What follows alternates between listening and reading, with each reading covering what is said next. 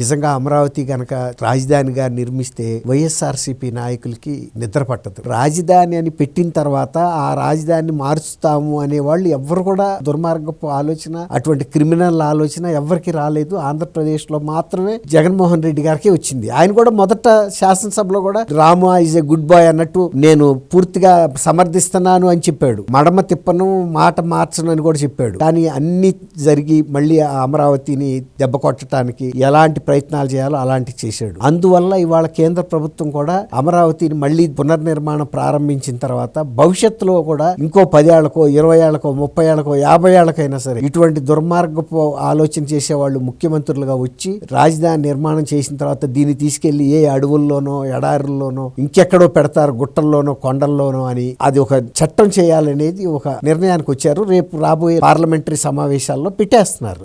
భవిష్యత్తులో కూడా ఎవరన్నా దుర్మార్గమైనటువంటి ముఖ్యమంత్రులు ప్రమాదవశాత్తు వచ్చినా కూడా రాష్ట్రానికి అక్కడి నుంచి అమరావతిని మార్చకుండా ఉండే పరిస్థితి అయితే ఉంటుంది.